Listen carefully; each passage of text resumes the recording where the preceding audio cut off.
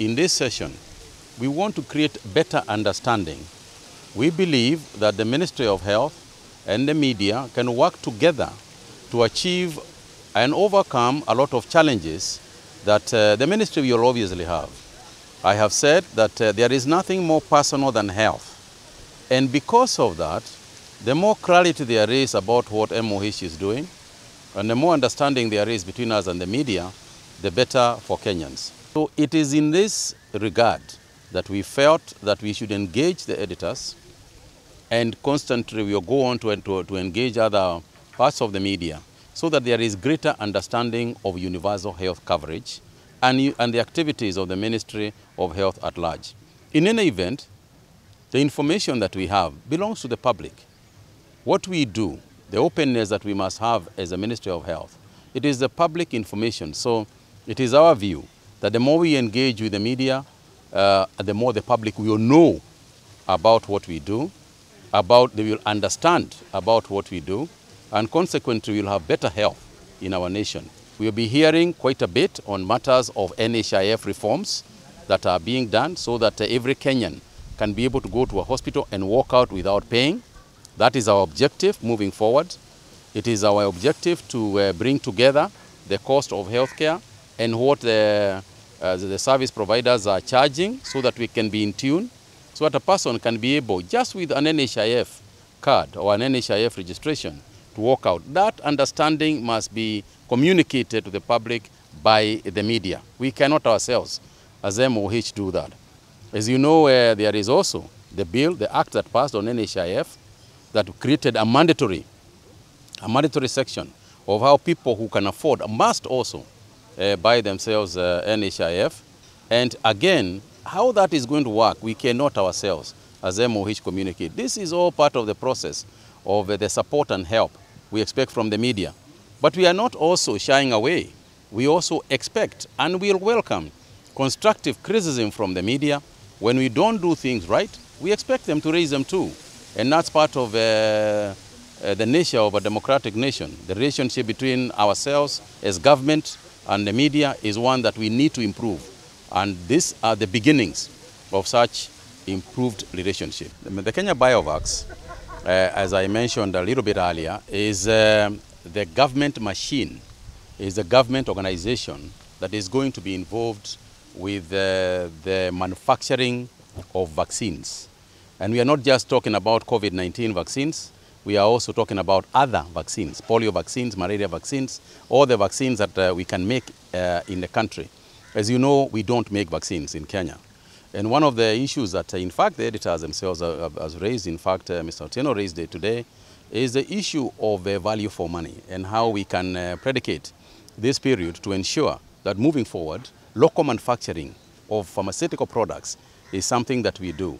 Vaccine manufacturing is not in itself a money spinner as such, but so it is necessary for the government to do this. And if you look at other countries such as South Africa, India with the Serum Institute, those organizations are essentially government-backed because it is what is works elsewhere. It's a model that works.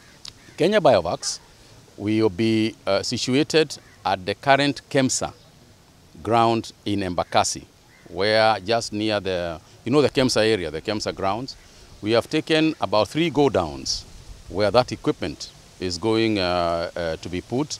We are in the process of renovating those go-downs, changing the place, securing the area. So we are not going to put up new buildings for now. We are going to use what we have, so that the money that we have got some 2.5 billion shillings, that money we want to use for installation of the equipment alone. And there are 3 aspects. If you looked at it, there are 3 things that we want to make sure. Number 1 is that whatever we are going to do must be completely transparent. Number 2, whoever we are going to work with must be of a global standing position. We don't want any compromises. We don't want these people, making calls for people to see whether they can participate. Unless you have been in that business, unless you are the Serum Institute or the Aspen Institute in South Africa, don't bother. We are going to work with the best on earth. That I can guarantee Kenyans. And finally is that they are going to get value for money. You know, whatever we are going to use is going to be better than or comparable with anything else that has been done elsewhere, provided, of course, we are comparing oranges with oranges. This is the first time since independence that we are actually going to go into vaccine manufacturing, and it is going to have the reduction of costs of vaccines. The second thing is availability of vaccines, because it is possible for us to have money and not have vaccines. And you know that is what happened during the last 2 years of COVID-19.